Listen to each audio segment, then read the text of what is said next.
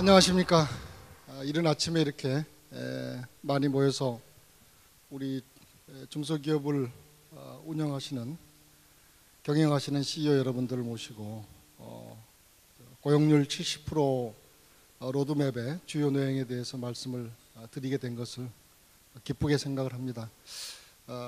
오면서 생각을 해보니까 여기야말로 박근혜 정부에서 내세우는 창조경제 중요한 컨셉이 여기 다 있지 않나 싶습니다. 그래서 IT, 그 다음에 중소기업, 그 다음에 이노비즈, 창조 아닙니까? 모든 것들이 여기에서 모판이 될 수 있겠구나 이런 생각을 했습니다. 그래서 오늘 특별히 그런 역할을 담당하고 계시는 CEO 여러분들을 뵙게 돼서 정말 반갑습니다. 그리고 고용률 70% 로드맵에 여러 정책들이 있습니다만은 거기에서 가장 중요한 역할자가 중소기업입니다. 중소기업 중에서도 또 창조 경제에 가까운 IT, 그다음에 디지털 산업 분야에 정말 새로운 시장이 열리고 새로운 일자리들이 만들어지면은 그것이 꼭 숫자뿐만 아니라 진정한 의미에서의 창조 경제, 그다음에 창조 시장, 창조 일자리로 이어지는 이번 정부의 핵심적인 정책의 성공으로 이어지지 않을까 이렇게 생각을 해서 여러분께서 정말 중요한 역할을 하시고 계시다 이렇게 자부심을 가져도 될 것 같습니다. 그러면은 지금부터 이미 그 대국민 보고는 드렸습니다만은 중요한 내용들은 보고 드렸습니다만은 고용률 70% 로드맵 주요 내용에 대해서 설명드리도록 하겠습니다.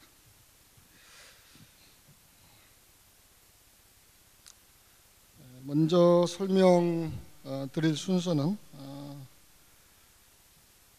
첫 번째로 이제 왜 고용률 70% 달성인가, 왜 중요한지, 필요한지 말씀드리고, 두 번째로 그걸 달성하기 위한 우리 노동시장은 어떤 지금 현황에 있는지, 우리 노동시장의 현실에 대해서 한번 살펴보도록 하겠습니다.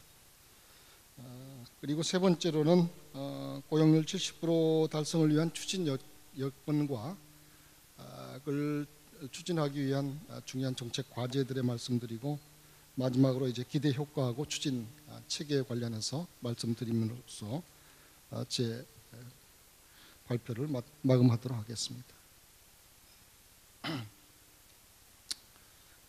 먼저 간단히 고용률이란 무엇인가 의미에 대해서 한번 살펴보도록 하겠습니다. 고용률 하면은 모르는 분도 없겠죠. 보통 우리가 취업률이라는 말도 아마 많이 들으셨을 텐데, 고용정책에서 공식 용어는 고용률입니다. 고용률은 분모를 생산 가능 인구로 잡고 분자를 취업자 수로 잡습니다. 그래서 고용률은 실제로 얼마나 많은 사람이 취업하고 있는가 이걸 나타내기 때문에 한 경제의 인적 자원의 활용 정도를 나타내는 척도라고 보시면 되겠습니다. 그래서 고용률이 낮으면은 그 경제가 가지고 있는 인적 자원을 조금 적게 사용하는 거고, 높으면은 많이 사용하고 있는 거다 이렇게 보겠습니다. 그것은 곧 또한 국가의 성장 잠재력이라고 볼 수도 있겠습니다. 그래서 고용률이라는 건 단지 이제 60%나 70% 이런 높고 낮음의 의미도 있지만은 사실은 그 한 나라와 경제가 가지고 있는 가용 인력을 얼마만큼 생산에 효율적으로 투자를 하고 있고 이용을 하고 있는지 요거를 나타내기 때문에 우리가 70%, 75%, 선진국은 높은 데는 75%까지 되고 있습니다만은 숫자 이상의 의미를 가진다는 것을 보시면 알겠습니다. 참고로 우리나라 노동시장 현황을 보시면은 15세 이상 생산 가능 인구가 약 4,100만 명입니다. 우리 인구가 지금 한 5천만 조금 넘거든요. 그래서 15세 이상 인구는 약 4,158만 정도 됩니다. 거기에 이제 우리가 또 다른 생산 가능 인구, 경제 활동 인구라고 그래가지고 15세에서 64세를 이렇게 묶어서 특별히 그 연령대를 경제 활동 인구다 이렇게 정의를 하고 있습니다. 물론 이제 65세 이상도 경제 활동을 하는 비율이 굉장히 높습니다만은 국제적으로는 선진국의 경우에는 보통 65세는 산업화 시대 이후에 보통 은퇴 연령으로 설정되어 있습니다. 그래서 65세가 되면 대부분의 그 선진 경제에서는 연금 수급자로 이렇게 은퇴하게 되는 것이죠. 그래서 15세에서 64세를 잡은 것 같습니다. 그리고 경제 활동 인구는 우리나라의 경우에 2,500만 정도 되고, 그 중에 이제 15세 이상 취업자가 2,468만 명. 그래서 전체 생산 가능 인구 중에서의 고용률은 약 59.4%입니다.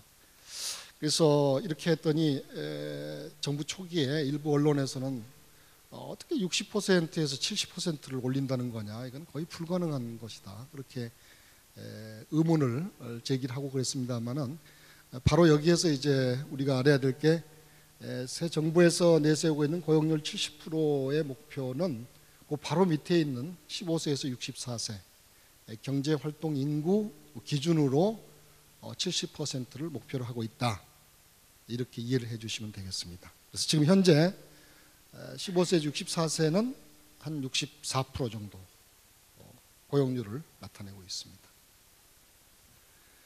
실업률은 우리가 한 지금 82만 명 정도 되는데, 율로 치면 한 3.2%입니다.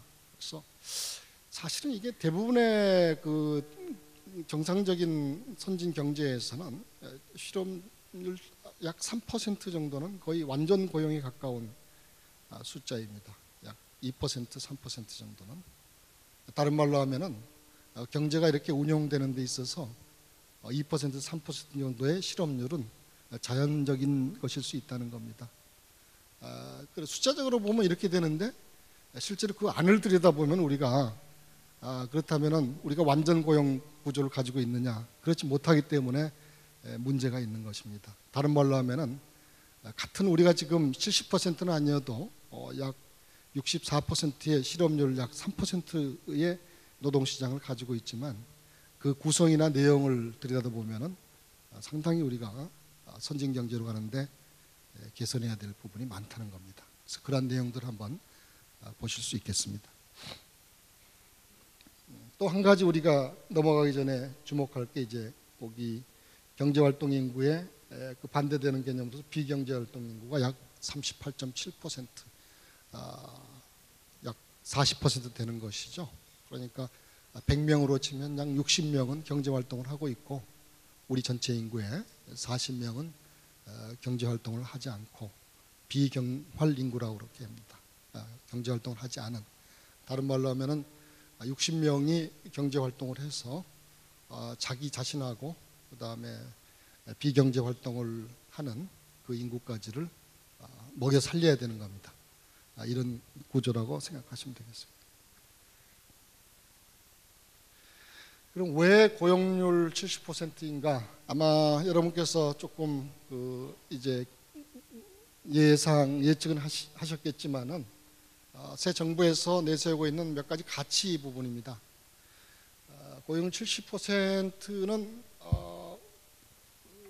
국민 행복과 국가 미래다, 이렇게 정의를 할 수가 있고, 실제로 이 왼쪽에 그 표들을 보시면은 국가 고용률과 국민의 행복 지수를 X축, Y축으로 이렇게 상관관계를 좀 보여주고 있는데요.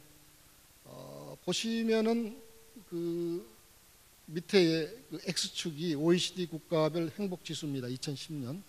왼쪽이 15세에서 64세 고용률인데요. 보시다시피 고용률이 높을수록 국가의 행복 지수는 높더라. 무엇이 사람을 행복하게 하는가, 무엇이 국민의 행복 지수를 높이는가, 뭐 온갖 여러 가지 복잡한 요인들이 다 작용을 하겠지만은 고용률이 상당히 중요한 변수라는 것을 볼 수가 있습니다. 또 오른쪽에 보시면은 지금 우리가 2만 불대 거의 10년 이상을 머물고 있습니다만은 빠른 시일 내에 우리가 3만 불 시대로 접어들어야 됩니다. 환율의 요소도 있긴 하지만은 국민의 부가가치들이 높아져야 되고 또 고용률이 높아져야 되고 생산성이 높아져야만이 이제 3만 불 시대로 들어갈 텐데, 지금은 너무 우리가 힘차게 개발 경제 시대를 달려와서 지금은 너무 그 넓은 고온을 달리고 있지 않나. 이제 정상으로 올라가야 되는데 좀 턱에 와 있는 그런 느낌입니다만은 3만 불 시대로 가는 척경이다. 왜냐하면은 대부분의 OECD 국가 중에서 3만 불 이상인데 고용률이 70%보다 낮은 나라는 없습니다. 그래서 이런 것들을 보더라도 우리가 3만 불 시대로 가는 데 있어서 고용률 70%라는 최소한의 조건이다, 이렇게 볼 수가 있겠습니다. 또 한 가지 우리가 중요한 앞으로 우리 경제사회가 준비해야 될, 이미 오고 있습니다만은 고령화 시대입니다. 지금 우리는 지금 유엔의 기준으로 치면은 한국의 인구 구조는 고령화를 넘어서 고령 사회입니다. 에이지드 소사이티죠. 에이징 소사이티, 그 다음에 에이지드 소사이티인데 2026년 되면은 전체 인구의 20% 이상이 65세 이상 고령자로 구성된 초고령 사회로 들어가게 됩니다. 초고령 사회는 하이퍼 에이지드 소사이티라고 이렇게 합니다만은, 그러니까 2025년, 26년인데 지금 올해가 13년이기 때문에 한 12년, 13년 남았습니다. 여러분 2000년을 기억하시면은 우리가 2000년 들어왔을 때 뭐 21세기 밀레니엄 온 세계가 엄청나게 왁자지껄하게 떠들고 그랬는데 벌써 13년이 지났습니다. 예, 그래서 그동안에 뭐 여러 가지 위기도 많이 겪고요.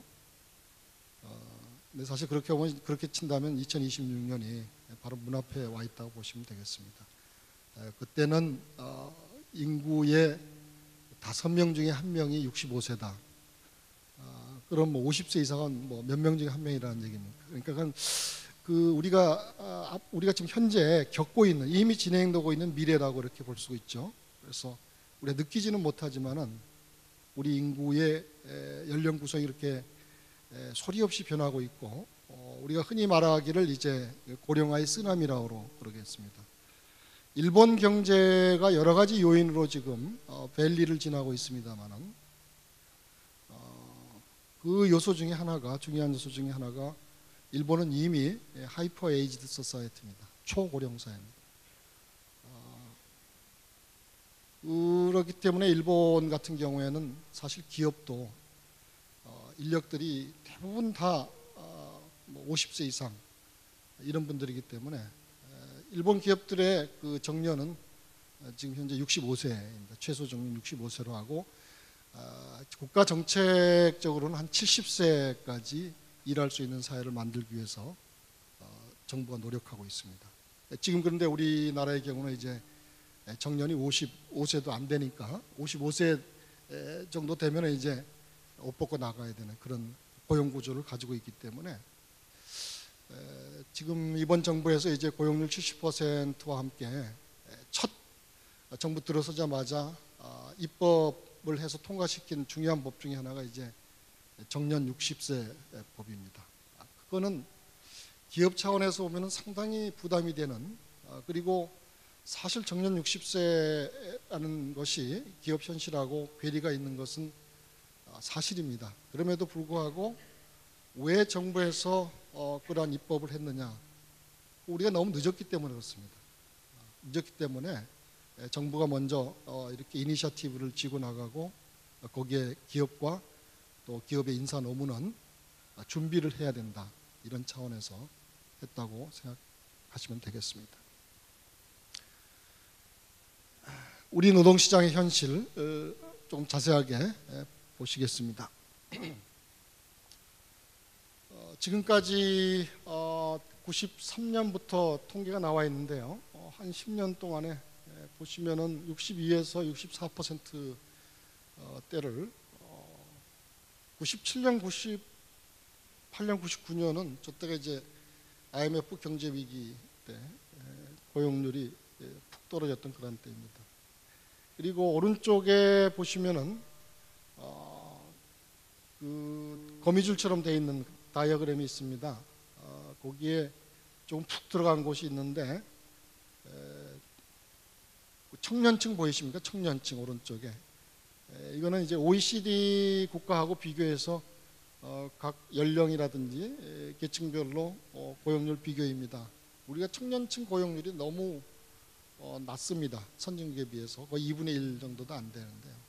여러분께서 잘 아시다시피 여러 가지 요인이 있겠습니다만 우리 청년층이 너무 오랫동안 학교에 머물러 있습니다. 스펙을 쌓는다고 흔히 얘기를 합니다. 고학력화죠. 우리 그 인구의 평균 학력은 급속하게 증가하고 있습니다. 선진국 수준으로. 근데 그 중에서도 이제 젊은 세대들은 아주 한 25세, 6세까지 학교에 머물러 있습니다. 그리고 또 군대 갔다 와야 되죠. 그러니까 실제로 노동시장 통계 자료를 이용해서 분석해 보면은 거의 남성들의 경우에는 한 27세, 8세 돼야지 처음 이제 풀타임 잡으로 들어가는. 이렇게 보니까 선진국에 비해서는 한 4, 5년 늦는 겁니다. 일단 노동시장에 들어가는 것이. 그리고 아까 제가 말씀드렸듯이 그렇게 근로생애를 살고 나서 몇 세에 나오느냐 하면 우리가 통계상은 55세에 나오니까 생각해 보십시오.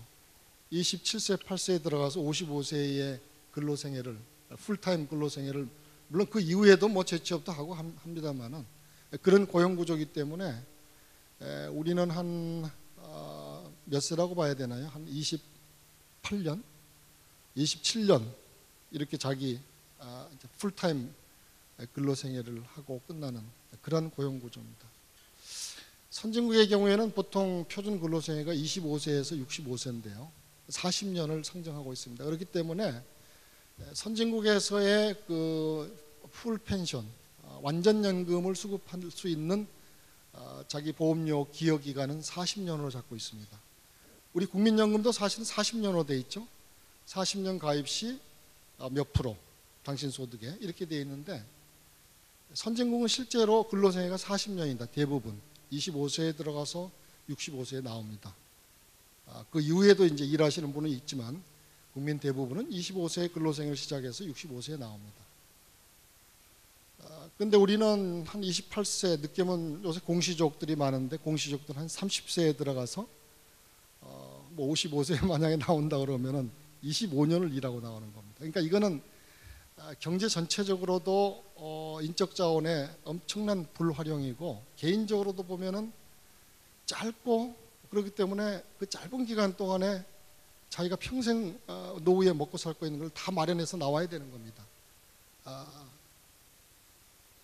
그렇기 때문에 불안하고 또 나와서도 일찍 나와서 또 자기가 경제 활동을 할 수 있는 여건들이 힘들고 잘 갖춰져 있지 않고 이런 상황입니다. 그래서 우리 베이비붐 세대 제가 얼마 전에 그 접한 책은 뭐 그들은 뭐 소리내 울지 않는다 송호근 교수의 그런 책도 있습니다만은 베이비붐 세대들의 어떤 우리 산업화의 여군이었죠.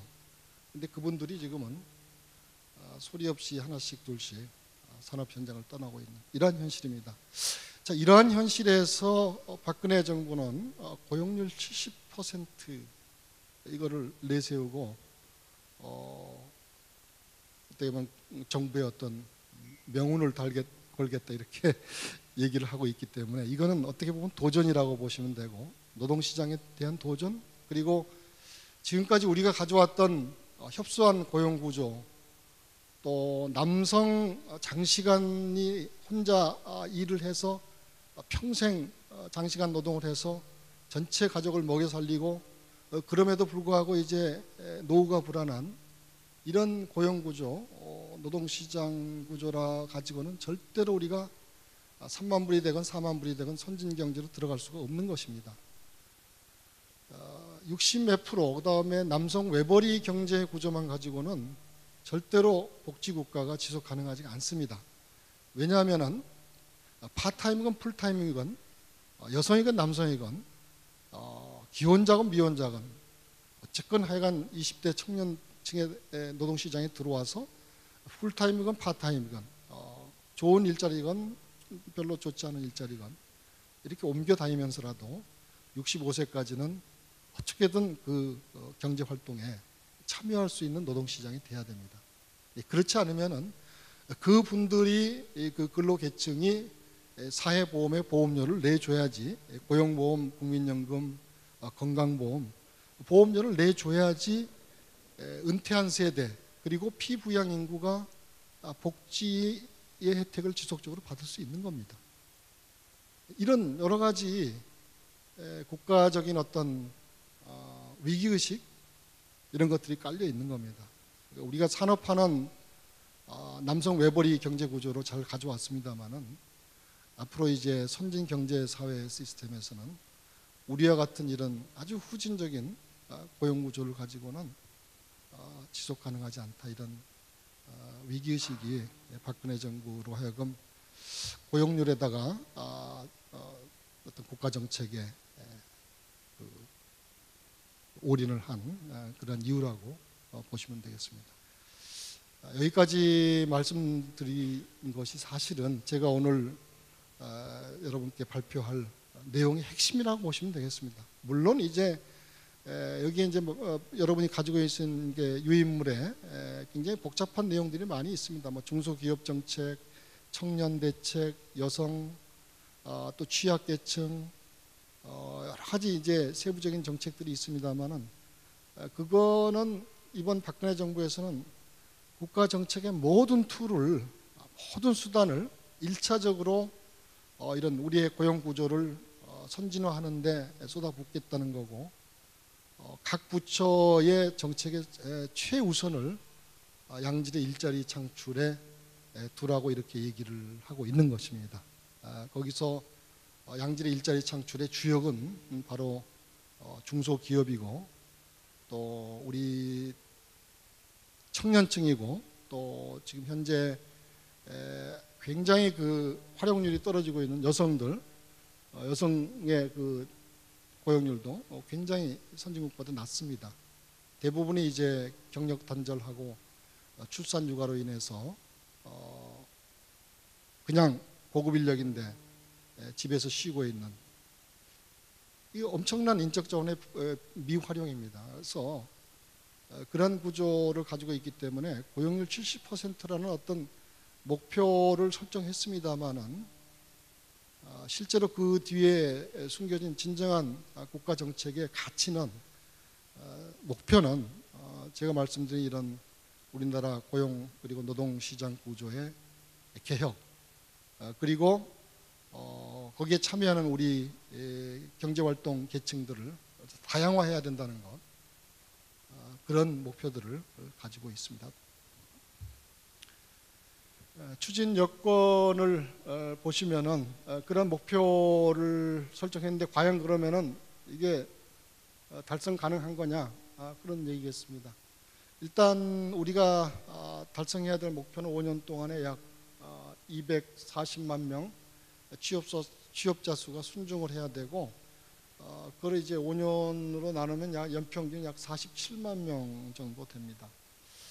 참고로 말씀드리면은 지금 현재 우리의 경제 성장 기조로 하에서 보통 우리가 연 취업자 수 증가를 한 25만 정도로 잡고 있습니다. 20만 내지 25만.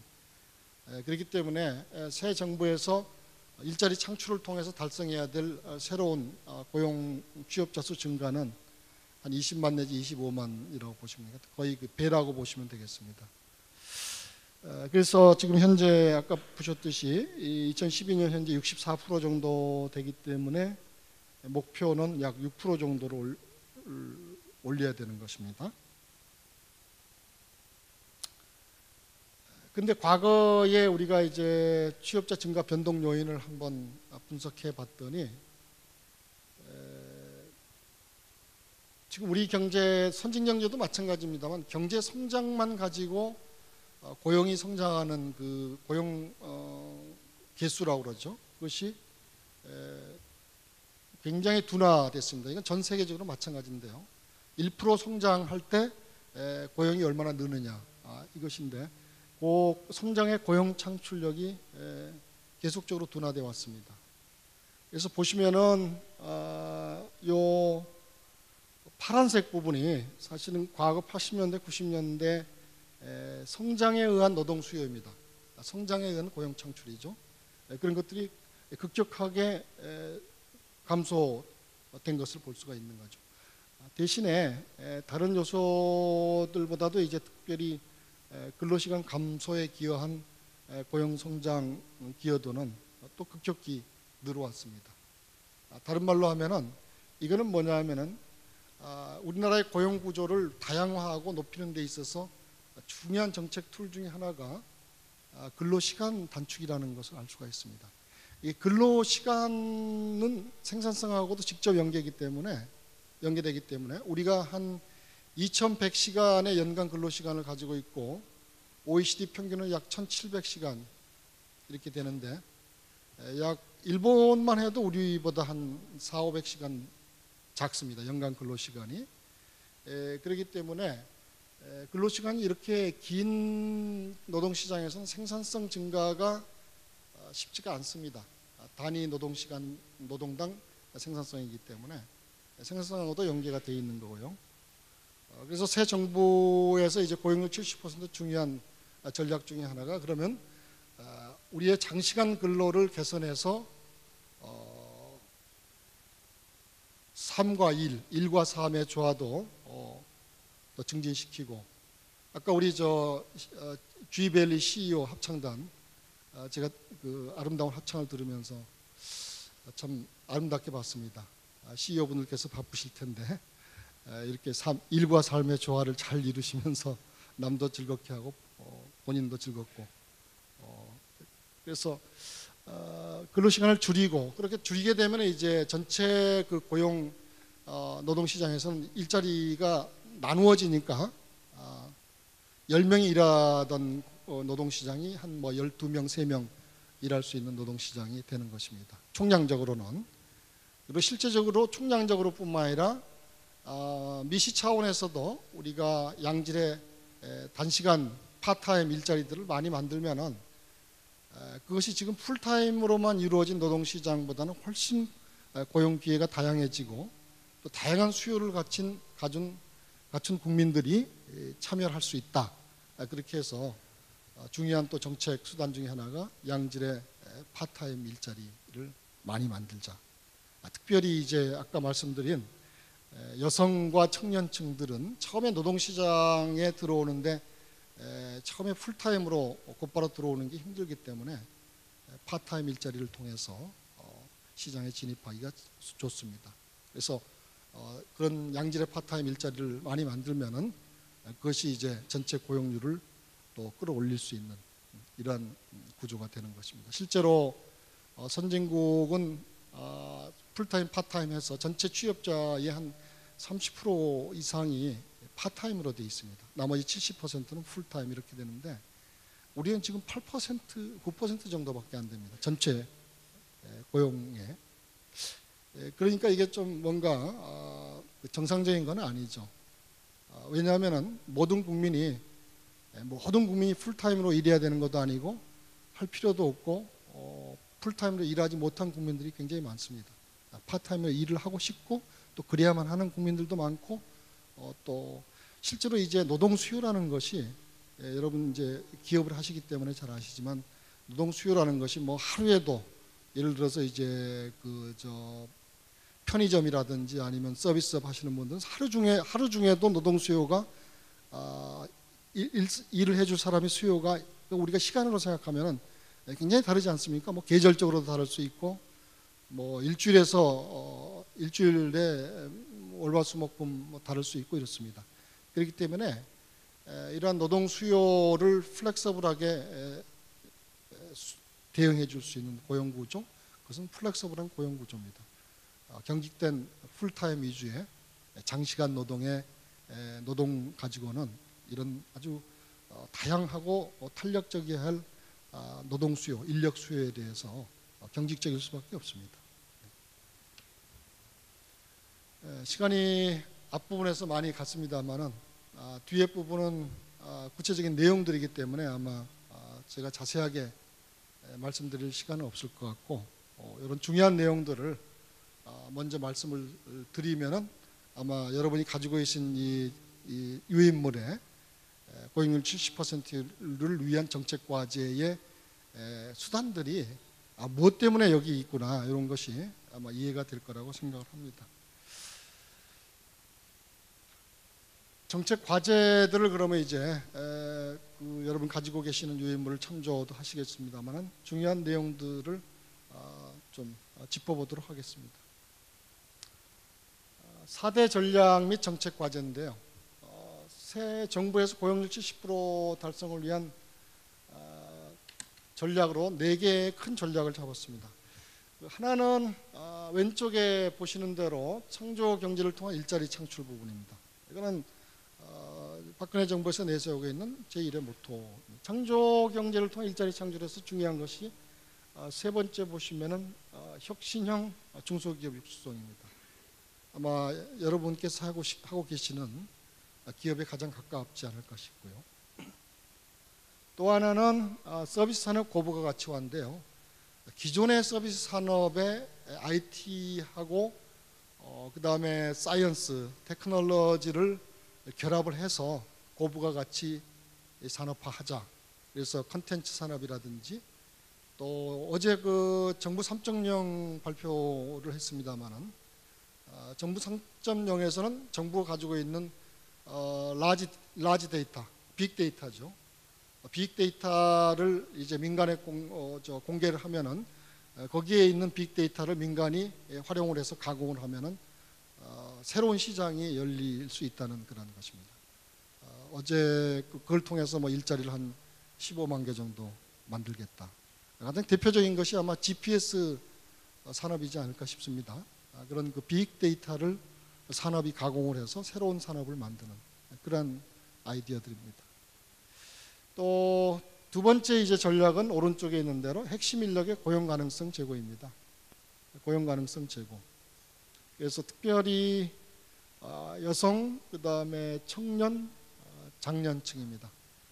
요 세 계층이 우리가 고용률이 취약하고 또 미활용되고 있는 것이고 또 장년들의 경우에는 아까 말씀드린 대로 너무 일찍 나가버리니까 이분들이 나가서 자영업에 몰려드니까 자영업은 과밀이 되고 또 자영업의 도산율이 높아지는 겁니다. 그래서 전체 취업 구조상에서 자영업의 비율이 약 우리가 28% 정도 됩니다만은 일본이 자영업이 굉장히 전통이 있고 발전해 있지 않습니까? 산업에 굉장히 큰 축을 담당하고 있는데 일본이 몇 %겠습니까? 일본이 자영업 비율이 우리의 반도 안 됩니다. 알고 보면 사실은 일본이 15% 미만입니다. 자영업 비율이.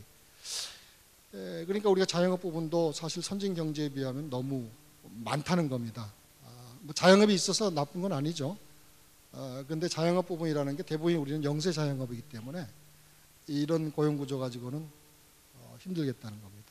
그래서 그런 부분에 이제 서비스 산업 고부 가치화 목표도 있고 또 그 여기 보시는 대로 이제 60세 정년까지는 최소한 우리가 정착을 해야 되겠다.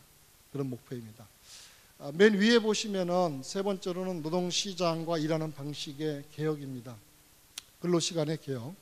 그래서 장시간 근로 개선하고 양질의 일자리, 시간제 일자리, 그 다음에 유연근무 확산 이것이고요. 맨 밑에 보시면은 이러한 창조경제 일자리 창출, 그 다음에 핵심 인력 고용 가능성 제고, 그리고 일하는 방식과 근로시간의 개혁, 이 세 가지가 여하이 산업과 노동 현장, 기업 현장에 안착하기 위해서는 우리는 그 노사의 어떤 협력이 필수적입니다. 그래서 밑에 보시면 일자리 창출에 대한 사회적 연대 강화가 중요한 수단 중에 하나고, 또 비정규직 등에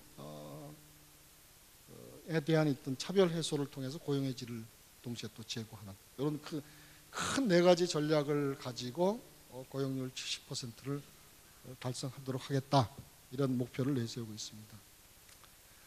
구체적인 이 네 개의 전략에 대한 구체적인 정책 과제나 수단들은 여러분들께서 한번 참조를 해 주시면 되겠고, 지나가면서 보시면은 이제 큰 제목들이 창업 활성화가 중요한 그 정책 과제고요. 벤처 창업, 얼마 전에 그래서 생태계 그 선순환 자금 체계 발표가 있었습니다. 여러분께서 잘 아실 거라고 생각을 하고요. 또 중소기업 건강 프로그램이라 해가지고 진입, 그 다음에 과정, 졸업 그런 전 과정을 정부에서 지원을 하는 것입니다. 또 이제 신직업 신산업 발굴 육성 과제도 있고요. 그래서 우리나라는 또 직업이 선진국에 비해서 숫자가 다양하지 못하고 작다고 분석이 되고 있습니다. 그래서 새로운 직업을 발굴해서 새로운 일자리를 창출한다는 목표입니다. 예를 들면은 여기 몇 가지, 거기에 필요한 규제 완화라든지 전문화 및 자격 신설이라든지 시장 활성화 부분들이 있습니다.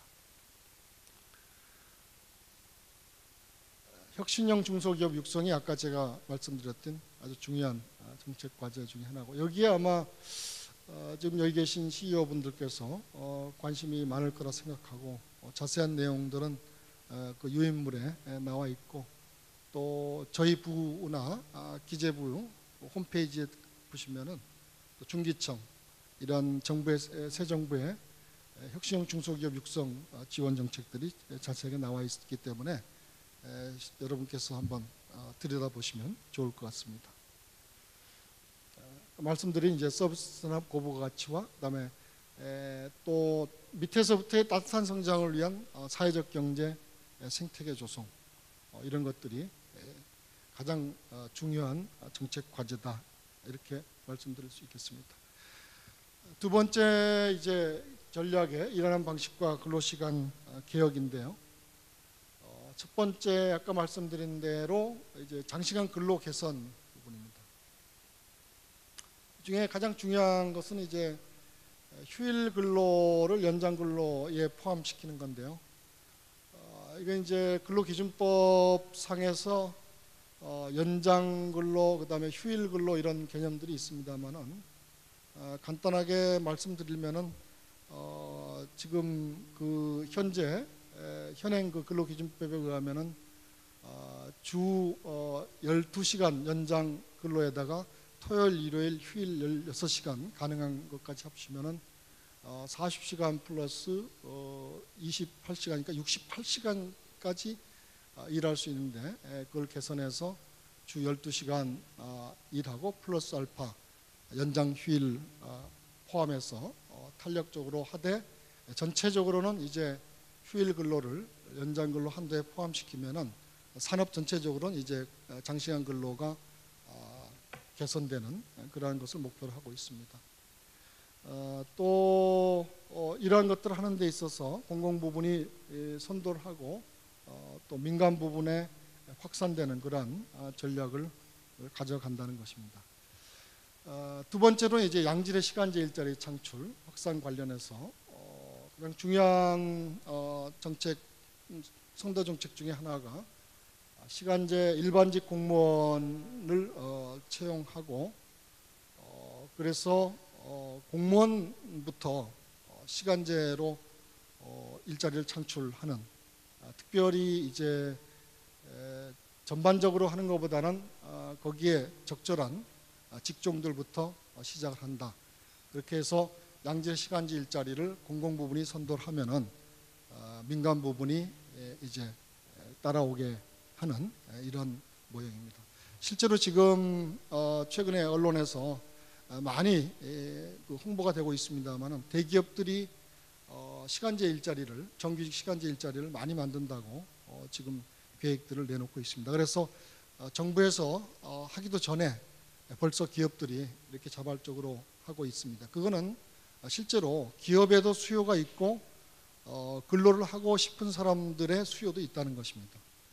그래서 이런 것들은 굉장히 좋은 징조가 아니냐 이렇게 생각을 하고 있습니다. 세 번째는 유연근무 확산인데 전체적으로 이제 근로시간 관련해서는 근로시간의 총량은 줄이되 근로시간의 운영은 탄력적으로 가져가자는 목표입니다. 그래서 중요하게 도입된 것이 이제 근로시간 저축계좌제하고 특별히 탄력적 근로시간제인데요. 기업을 하시는 분들은 굉장히 중요한 정책이겠습니다만은 일정 기간 동안의 근로시간을 법정 그 규제 한도 내에서 탄력적으로 이렇게 운영할 수 있는 그런 제도입니다. 근데 그런 그 단위 기간을 확대를 하게 되면은 수요의 변동에 따른 탄력적 노동 이동을 더 좀 유연하게 할 수가 있는 장점들이 있습니다. 그래서 현재 이제 법으로 되어 있는 2주를 1개월로 늘린다거나 3개월 단위의 어떤 규제를 1년 정도로 넓힌다든지 이런 정책들을 가져갈 계획입니다. 또 스마트워크라든지 또 여성들이 일할 수 있는 집에서 또 혹은 스마트워크 센터에서 일할 수 있도록 하기 위해서 스마트워크 센터를 확대한다든지 이런 것들을 위해서 관련 법들을 제정할 계획입니다. 세 번째 전략입니다. 여성, 청년 등 비경활 인구의 고용 가능성 제고부입니다. 오른쪽에 아까 보셨던 대로 여러 가지 그 정책 프로그램을 통해서 큰 목적은 근로빈곤층, 취약계층애들은 일을 통한 자립을 지원하고 또 맞춤형 고용복지 연계 서비스를 강화해서 복지에 의존하고 있는 우리 취약계층들이 스스로 일을 해서 자립할 수 있는 그런 경제구조를 만들겠다. 그런 목표입니다. 또 여성들의 경우에입니다. 여성들의 경우에는 경력 단절 방지라든지 육아휴직제도 지금 많은 정책들이 강화하기 위해서 그 보육시설을 늘린다든지 이런 정책들이 연속적으로 지금 언론에 발표되고 있습니다. 또 육아휴직을 이제 활용하는 것을 좀 활성화할 필요가 있다. 그래서 활성화 정책. 전반적으로 이제 새 정부에서는 지금 가계소득 구조를 이게 맞벌이 부부 중심으로 이게 전환해 나갈 예정입니다. 따라서 거기에 따른 이제 보육 서비스라든지 보육 정책들도 헛벌이보다는 이제 맞벌이 부부를 상정을 하는 정책들을 가져갈 것입니다. 청년층의 경우에는 이제 조기 노동시장 진입 촉진을 중요한 목표로 하고 있고 거기에 이제 공공 부분에서는 주로 이제 4대 사회 서비스 분야라든지 또 얼마 전에 고용률 70% 발표할 때 발표를 했습니다마는 공공기관 정원의 3% 이상을 의무 고용제로 한시적입니다마는 가져간다든지 이러한 정책들을 가져가고 또 우리가 협소한 제한된 고용 기회를 가지고 경쟁할 것이 아니라 우리 청년 등은 아주 능력과 열정이 있기 때문에 해외에 일자리 영토를 확장하자. 그래서 K-Move 이런 프로그램도 진행 중입니다. 얼마 전에 그 언론에서 대통령직 속에 청년특별위원회 결성을 한다고 났을 것입니다. 그 청년특별위원회하고 저희 고용노동부가 K-Move 사업을 아마 같이 진행할 것입니다. 중요한 것은 이제 현재 우리가 중소기업에 있는 그 인력난 해소 부분입니다. 어제도 사실은 부산 신평장림 그 패션 칼라 공단에 가서 중소기업 인력 미스매치 해소를 위한 간담회를 하고 제가 왔습니다만은 고용률 70%를 달성하는데 기존에 있는 인력난부터 먼저 해소하는 것이 성결과제다. 그래서 중소기업 인력 미스매치 해소를 위한 범부처 협의체를 구성하려고 합니다. 그래서 그 저희하고 그다음에 산자부, 그다음에 중기청, 필요하다면 국토 교통부까지 같이 협조해서 그동안에 산발적으로 그다음에 분절적으로 해오던 중소기업에 관련된 지원 정책들하고 우리나라의 그 산업단지에 특히 문제가 되고 있는 산업 인력의 어떤 인력난 이 부분을 종합적으로 짚어보고 이걸 개선하도록 하자 그런 취지에서 TF가 구성이 됐고 그 TF에서는 범부처적으로 종합적인 인력난 해소 정책들이 진행이 될 것입니다. 청년들의 경우에는 이제 스펙 초월 및 능력 중심 사회를 해서 지금 이미 대기업에서도 스펙 초월 채용 시스템들을 확대해 나가고 있습니다만은 그런 차원에서 이제 우리 사회가 너무 오랫동안 학력과 스펙만 쌓고 청년들이 이제 노동시장에 늦게 진입하는 이러한 구조를 개선하기 위해서 스펙 초월 열린 고용 시스템을 구축을 하기로 하고 또 더불어 우리가 일을 하면서 동시에 학습도 하는 일학습 듀얼 시스템을 독일식의 도제 시스템을 우리식으로 수정해서 한국형 도제 제도를 도입할 이거는 이제 저희하고 교육부 같이 협업을 해서 진행할 예정입니다. 장년층에 대해서는 아까 말씀드렸기 때문에 지나가도록 하는데 한 가지 이제 이번 기회에 우리가 목표로 하는 것은 60세 최소 정년을 넘어서 65세까지는 최소한 일할 수 있는 기반을 구축하자는 그런 목표를 가지고 있습니다.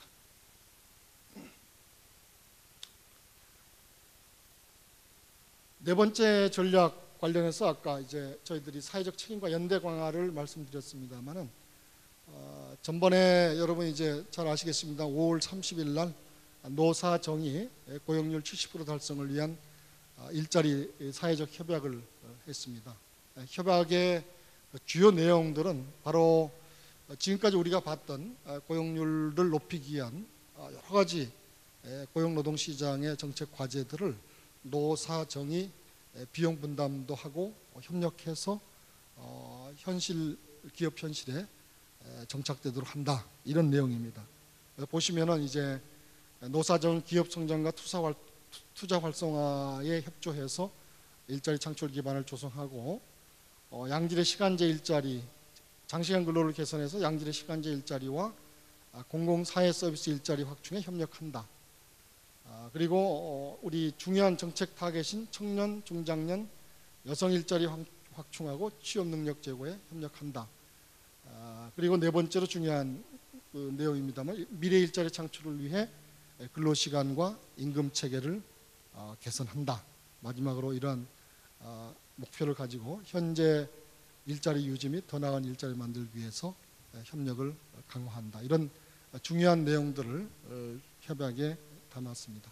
그래서 기대하기는 향후의 그 고용정책, 노동정책들은 과거처럼 정부 주도라든지 아니면 기업에만 맡겨놓고 있는다든지 그런 것이 아니라 노동조합도 책임 있는 주체로도 참여를 하고 또 우리 근로자들도 일과 삶의 양립이라든지 일가정의 양립을 위해서 정부 정책에 적극적으로 협조를 하고 또 기업도 관련된 프로그램이나 정책들을 적극적으로 활용을 하고 그렇게 하면은 이제 노사정이 협력해서 우리가 선진국형 노동시장 그리고 다 함께 참여해서 오래 일할 수 있는 그러한 노동시장을 구축해 나갈 수 있을 거다. 이런 목표를 가지고 있습니다. 마지막으로 이제 기대 효과 및 추진 체계를 말씀드리고 제 발표를 마치도록 하겠습니다. 모두에 말씀드렸습니다만은 목표는 지금 70% 고용률 70%를 목표로 하고 있고 현재는 64% 정도이기 때문에 우리가 갈 길이 좀 멀다 이렇게 보시면 되겠고요. 신규 일자리 부분을 이게 산업별로 좀 업종별로 보면은 아마 그 보건업하고 사회복지 부분에 상당히 많은 일자리 창출을 목표로 하고 있습니다. 두 번째는 이제 전문 과학 및 기술 분야입니다. 그래서 창조경제 분야하고 공공서비스 부분에 많은 일자리들이 늘기를 바라고 있고, 나머지 이제 출판 영상 방송통신, 그다음에 또 예술 스포츠 여가 부분에서도 이런 목표를 세우고 있습니다. 추진 체계를 보시면은 이제 정부 기업 부분인데요. 정부에서는 아까 말씀드린 대로 범부처적으로 고용률을 늘리고 고용의 질을 올리는데 협력을 하기로 이렇게 돼 있고, 중앙과 지방 차원에서 이렇게 협업을 해서 할 텐데, 지방도 이미 이제 지역 일자리 공시제라든지 또 각 지방자치단체에서 하고 있는 일자리에 대한 정책적 지원이 되겠습니다. 정부 차원에서 이제 고용영향 평가 제도를 통해서 각 정부 정책들이 어떻게 고용에 도움이 되는지를 평가해 나갈 것입니다. 기업들의 경우에는 이제 일자리 창출의 그 가장 주인공입니다만은, 기업들에서 어떻게 어떤 형태의 일자리들이 만들어지고 있는지 우리가 모니터링을 할 거고, 관련해서 이제 기업들도 대규모 기업들을 중심으로 해서 고용 형태를 공시함으로써 기업의 일자리에 대한 사회적 책임들을 국민들께 좀 천명한다는 그런 취지를 가지고 있습니다. 이상 시간이 많이 갔습니다만은 자세한 내용을 말씀드리려면 아마 몇 시간도 몰아주겠습니다만은,